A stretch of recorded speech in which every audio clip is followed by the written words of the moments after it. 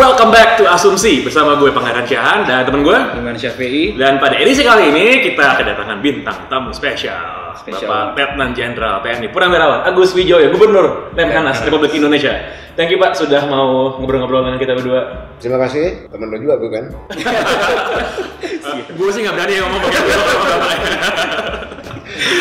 Pak, kita tahu bahwa selama ini publik itu aware, sadar bahwa ada lembaga negara yang namanya Lemhanas. Tapi yang kadang-kadang publik suka nggak aware adalah fungsi dan dampak apa yang dirasakan oleh masyarakat Pak dengan eksisnya Lemhanas. Karena orang taunya Lemhanas itu cuma kayak sekolah buat pejabat yang mau naik pangkat gitu loh Pak. Sebenarnya apa sih Pak Lemhanas itu? Ya, untuk bisa menangkap marwah atau roh Lemhanas itu dan dibentuk untuk apa Lemhanas, mari kita rewind ketika Lemhanas pertama kali didirikan oleh Presiden Soekarno pada tanggal 20 Mei 1965. Presiden Soekarno memang berniat untuk mendirikan sebuah lembaga pendidikan guna menggodok pelaku-pelaku fungsi pertahanan. Jadi pada waktu itu memang namanya Lembaga Pertahanan Nasional. Dan di dalam kuliah umum pertamanya memang temanya ada geopolitik. Kita harus perlu lihat dalam konteksnya tentunya kan. Pada waktu itu 65, maka Presiden Soekarno mengatakan bahwa kita harus membangun sebuah kekuatan pertahanan berdasarkan kekuatan sendiri dan tidak tergantung kepada negara lain.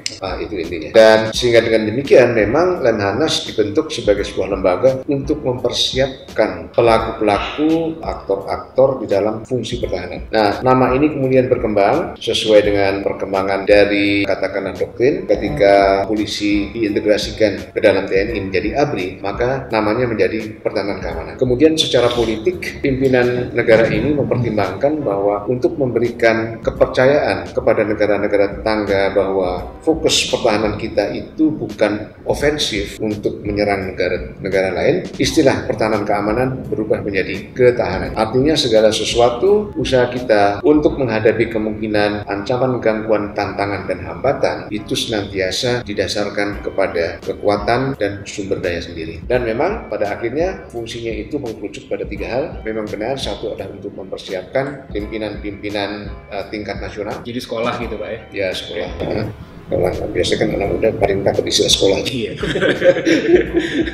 Yang kedua adalah mengembangkan pemantapan nilai-nilai kebangsaan, termasuk penyebarluasannya kepada masyarakat. Dan yang ketiga adalah melakukan pengkajian pada tingkat nasional strategis. Untuk pemerintah, karena Lemhanas berdiri langsung di bawah Presiden dan bertanggung jawab kepada Presiden melalui Menteri Koordinator Politik, Hukum, dan Keamanan. Jadi ada lembaga penelitiannya juga gitu Pak. Jadi kayak Pengkajian. Kayak kampus-kampus umumnya gitu Pak ya berarti? Ya jangan disebut ntar anak muda makin takut. Disebut kampus, tempat main. Oke. Tapi apakah Pak, apakah masyarakat yang non pejabat publik gitu Pak ya, apakah bisa mendapatkan pendidikan yang serupa dari Lemhanas atau bagaimana prosesnya? Sekarang semakin terbuka bahwa walaupun yang semula itu yang menjadi peserta didik di sini adalah anggota TNI, Polri, dan pegawai negeri sipil. Sekarang ini bisa siapapun dari komponen masyarakat manapun, termasuk civil society, komunitas bisnis, kemudian LSM, partai politik, dan kita juga ada satu program lagi yang lebih bisa disesuaikan dengan kebutuhan untuk organisasi-organisasi tertentu. Itu tidak harus lama-lama. Kalau di Lemhanas ada dua macam kursus. Kursus pertama ada kursus reguler yang berlangsung selama 7 bulan. Kursus kedua adalah kursus singkat bagi mereka yang sudah menduduki jabatan eselon 1, itu berlangsung sekitar 4 bulan. Nah, kita juga merancang sebuah kursus yang disesuaikan dengan kebutuhan bagi organisasi-organisasi yang membutuhkan dan mereka mengajukan kepada Lemhanas akan kebutuhan itu. Bisa dilaksanakan dalam dua bentuk, terpusat di Lemhanas atau di daerah-daerah di mana Lemhanas membentuk tim-tim mobil untuk dikirim ke daerah. Berarti habis ini kita bisa daftar. Tadi Pak Agus juga sempat menyinggung mengenai masalah geopolitik. Geopolitik ini sekarang dalam beberapa waktu terakhir banyak kalangan awam atau anak muda yang suka pakai istilah ini Pak. Yang dipahami kan geopolitik adalah sebuah proses pengaruh politik yang berdasarkan kedekatan geografis atau dan lain sebagainya. Itu kan kalau pendapat awam Pak, iya, pendapat orangnya sotoy lah gitu kan. Kalau pendapat Bro Lemhanas tuh gimana cara mendiskusikan geopolitik? Sebetulnya ini tidak harus negara, kita perseorangan juga sebetulnya menduduki sebuah lokasi. Saya duduk sini, saya punya lokasi kan. Lokasi ini kalau negara itu lokasi geografis. Iya. Ya kan? Nah, saya duduk sini, ini bersebelahan dengan Anda di sebelah kanan, bersebelahan dengan Anda di sebelah kiri. Saya akan berpikir, yang sebelah kanan ini maksudnya ke saya ini tujuannya apa ya? Yang sebelah kiri juga, ini tujuannya apa nih? Nah, terus kemudian saya juga berpikir bahwa saya juga punya kepentingan kan, bagaimana supaya saya mendapatkan porsi dan dan direkam sisi-sisi terbaik saya misalnya gitu ya.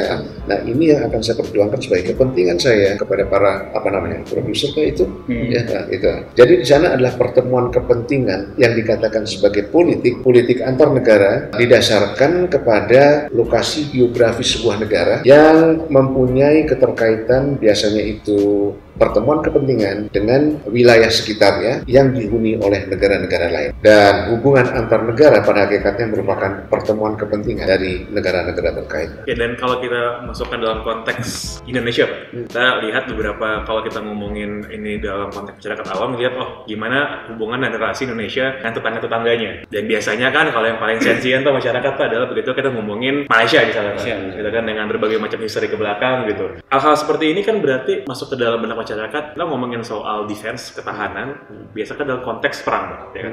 Tapi kan kita dalam masa damai yang sudah lama seperti ini, kira-kira aspek penerapan Indonesia posisi geopolitik itu prakteknya kayak gimana sih, Pak? Ya, seperti tadi saya katakan bahwa geopolitik yang merupakan pengejawantahan dari hubungan antara dua negara atau lebih, di mana masing-masing negara itu punya kepentingan nasionalnya yang ingin dicapai dan pasti semua akan saling berebut.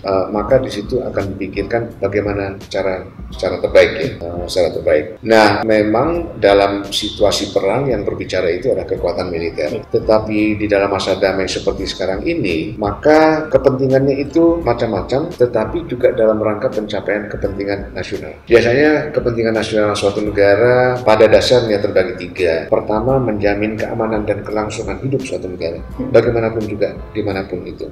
Percuma kita punya cita-cita negara itu makmur kalau memang dia tidak lama bertahannya. Yang kedua adalah meningkatkan kesejahteraan rakyatnya. Nah, tentu ini kita mengenal ekonomi internasional. Kita mengenal ekonomi nasional itu menghasilkan apa dan bagaimana untuk bisa berinteraksi dengan ekonomi internasional, tetapi tetap menguntungkan ekonomi kita. Nah, yang ketiga, kalau kita sudah punya kemewahan 1 dan 2, maka kita mencoba untuk meluaskan pengaruh kita kepada bangsa-bangsa lain di dunia. Nah, kalau di sini kita lihat kemewahan itu seperti misalnya sudah dimiliki oleh Amerika, mereka akan mencoba untuk meluaskan pengaruhnya agar negara-negara lain atau sebanyak mungkin negara-negara di dunia itu berperilaku seperti Amerika. Mereka mengatakan kalau negara-negara itu punya perilaku yang sama, maka tentu niatnya sama sehingga mudah akan mencapai persamaan-persamaan dan tidak saling mengganggu. Kalau selama ini tuh, terutama akhir-akhir ini Pak ya, ada nggak sih Pak ancaman atau misalnya potensi ancaman yang nyata terhadap ketahanan Indonesia berkaitan dengan yaitu geopolitikal? Iya, dalam keadaan sekarang untuk wilayah Asia Tenggara di mana Indonesia berlokasi, kelihatannya sampai jangkauan yang bisa diperkirakan sebuah serangan militer dari luar negeri belum memperlihatkan tanda-tanda kepastian. Tetapi itulah yang dikatakan perang. Tetapi datangnya serangan ancaman seperti itu tidak bisa kita perkirakan. Kita tidak bisa bikin janjian sama musuh. Kalau nyerang saya 10 tahun lagi ya,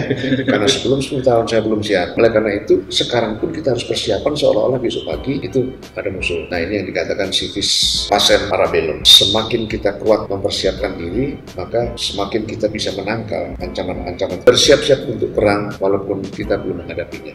Memang mahal, itulah fungsi dari kekuatan militer. Ancaman-ancaman lain dengan memudarnya garis-garis batas-batas negara, terutama dalam penyelesaian masalah untuk saling mempengaruhi, maka kita lihat ke ancaman-ancaman yang bersifat non-tradisional, ancaman-ancaman yang dilakukan oleh aktor-aktor non-negara, non-state actors, semakin beragam. Nah, itu karena bukan militer bentuknya, walaupun mengambil bentuk paramiliter yang hampir-hampir militer, maka dia direspons oleh kementerian-kementerian, instansi-instansi negara fungsional. Jadi kalau ada datang misalnya narkoba dari luar, dia pada hakikatnya adalah pelanggaran hukum terhadap undang-undang yang ada di Indonesia. Maka responsnya oleh aparat penegak hukum, dalam hal ini adalah Kepolisian Negara Republik Indonesia. Demikian juga misalnya penyelundupan, itu juga pelanggaran hukum. Kemudian people smuggling, itu juga pelanggaran hukum. Nah, ini adalah bentuk-bentuk baru dari ancaman yang bisa memang mengganggu kehidupan kita berbangsa dan bernegara, dan perlu bagi kita untuk bisa berpikir semakin canggih dan semakin meningkatkan kapasitas fungsional dari lembaga-lembaga negara,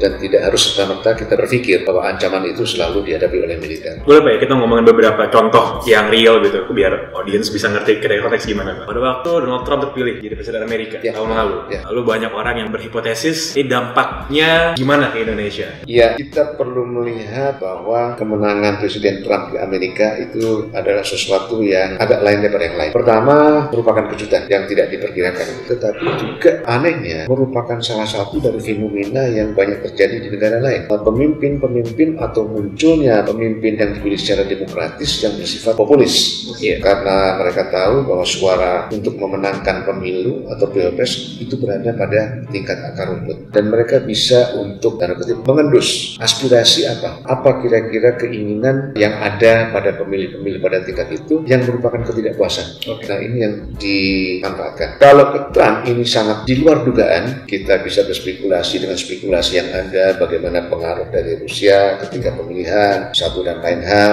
Nah, itu biarkan itu berkembang sesuai dengan mereka sendiri. Tetapi masalahnya adalah bahwa sampai sekarang pun kita masih perlu melihat bagaimana sih kebijakan Trump itu yang sesungguhnya dan yang konkret. Karena kebijakan yang sifatnya terlalu melenceng dari norma, karena Amerika mempunyai tradisi kekuatan kelembagaan, terutama lembaga politik demokrasi, ini akan dicek, checks and balances di dalam demokrasi mereka. Jadi kalau saya ditanya bagaimana pendapat Anda tentang Trump, saya tidak akan jawab saya akan menilai kebijakan Trump, saya akan melihat Trump, tidak. Yang saya katakan adalah saya akan melihat bagaimana godaan tantangan ini terhadap sistem demokrasi Amerika yang kita kenal sudah dewasa, sudah lama, dan merupakan model bagi demokrasi di negara lain di dunia. Nah, katanya demokrasi Amerika itu punya checks and balances yang efektif, punya kontrol yang efektif, sehingga tidak mungkin seseorang itu keluar sama sekali dari rel norma-norma demokrasi. Dan kita lihat sekarang betapa juga Trump menemui kesulitan dengan mengangkat pembantu-pembantunya yang segagasan dengan dia, yang tidak lazim, yang keluar dari norma-norma yang lazim. Berapa kali dia harus meralat pengangkatan pembantu, berapa kali dia harus memecat pembantunya, berapa kali kita melihat pembantunya mengundurkan diri. Nah, ini masih belum selesai, masih berkembang dan masih perlu kita lihat untuk bisa kita tahu apa pengaruhnya bagi Indonesia. Tapi yang jelas saya rasa ada suatu hikmah bagi Indonesia. Begitu Amerika itu melihat ke dalam, berbeda dengan kebijakan administrasi presiden sebelumnya yang selalu melihat keluar bahkan untuk mencampuri negara lain dunia. Hikmahnya adalah negara-negara yang di luar itu sekarang sudah harus semakin matang mempersiapkan diri. Jadi harus lebih mandiri, termasuk Indonesia. Kita harus mampu untuk menyelesaikan masalah-masalah kita sendiri tanpa campur tangan dan tanpa bantuan dari Amerika. Dan Pak, soal role di ketahanan nasional, Pak, kalau TNI Polri kita udah tahu itu role mereka yang utama. Nah, kalau untuk sipil, Pak, jauh mana sih sebenarnya peranan sipil dalam ketahanan nasional di Indonesia? Bisa ngapain aja atau mereka harus gimana aja gitu? Pada dasarnya pertahanan itu merupakan efektivitas kebijakan yang dibuat oleh pemerintah. Pertahanan itu adalah kebijakan pemerintah dalam rangka untuk menangkal, menggagalkan, dan mengalahkan semua potensi ancaman oleh kekuatan negara luar yang menggunakan kekuatan militer. Kita belum pernah merasakan itu, tapi kita putar film kembali seandainya kita membayangkan tahun 42 ketika tentara Jepang itu masuk ke Hindia Belanda, gitu ya. Nah, itulah namanya tugas pokok pertahanan. Yang intinya adalah tugas pokok perang. Ketahanan kita melihat bahwa, atau sebelum masuk ke sana, polisi saja. Polisi adalah aparat penegak hukum. Nah, aparat penegak hukum itu selain tugas untuk menjaga keamanan ketertiban masyarakat juga adalah untuk menegakkan hukum. Nah, kita tahu wilayah nasional Negara Kesatuan Republik Indonesia adalah tempat berlakunya yurisdiksi hukum nasional. Nah, di sinilah tempat para penegak hukum. Kalau ada pelanggaran hukum, maka tindakan atau respons pertamanya adalah penegakan hukum, bukan diserang oleh militer, bukan diserbu, bukan ditembak, tetapi penegakan hukum. Nah, sekarang kita masuk ke dalam ketahanan. Ancaman itu bisa berupa tadi dikatakan ancaman non-tradisional, non-state actors, bisa juga yang sekarang kita masuk kepada konsep keamanan insani, ancaman yang bisa mengakibatkan korban kehilangan nyawa dalam bentuk penyakit, kelaparan. Di Indonesia itu belum terjadi, tetapi di Afrika itu sudah terjadi. Ini yang dikatakan sebagai keamanan insani. Nah, respons terhadap hal-hal semacam itu bukan datang dari tentara, bukan datang dari polisi, tetapi datang dari kebijakan instansi fungsional. Jadi misalnya menghadapi epidemi, penyakit apa yang sedang merebak, maka dia responsnya bukan datang dari TNI, bukan Polri, tetapi kebijakan Menteri Kesehatan. Itu yang dikatakan sebagai ketahanan. Begitu juga misalnya krisis moneter, maka dia responsnya datang dari kebijakan Menteri Keuangan. Nah, apabila kebijakan dari para menteri sipil ini efektif dan bisa untuk menangkal datangnya krisis-krisis sebagai ancaman yang bersifat non-militer, maka inilah yang dikatakan sebagai ketahanan. Bagus, ini terakhir Pak. Ada nggak Pak pesan-pesan buat anak muda mungkin yang wawasan kebangsaannya, pemahamannya soal Pancasila itu sudah mulai meluntur Pak, sudah mulai kemana-mana ngawang-ngawang pikirannya.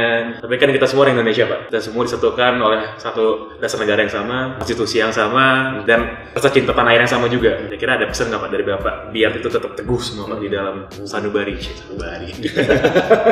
Ya, terkadang kita tidak menghargai apa yang kita miliki, tapi coba berpikir seandainya kita tidak memiliki itu, apa yang kita miliki? Keporak-porangan, terus kemudian terpecah menjadi berkeping-keping. Dan kalau kita juga ingin menjiwai di mana roh kebangsaan kita, coba pelajari sejarah. Saya terkesan dengan disampaikan oleh Profesor Komarudin Hidayat, kita kilas balik ketika datangnya Islam ke Indonesia, itu tidak melalui pendudukan, itu tidak melalui peperangan, itu lewat pedagang. Dan sebagai pedagang, dia pasti cari untung dong. Dan oleh karena itu, dia selalu bersahabat. Dia mencoba untuk menghayati kultur lokalnya. Nah, dia blend, mengadakan akulturasi. Yang kedua, banyak sih sebetulnya, tapi diantaranya saja, mengapa bahasa nasional, lingua franca yang kita pilih itu berasal dari Sumatera. Bayangkan kalau bahasa nasional kita itu bahasa Jawa, betapa sulitnya kita punya tingkatan-tingkatan bahasa yang harus kita gunakan berbeda antara tingkatan yang tinggi digunakan untuk level mana, tingkatan yang sehari-hari itu kita gunakan untuk siapa.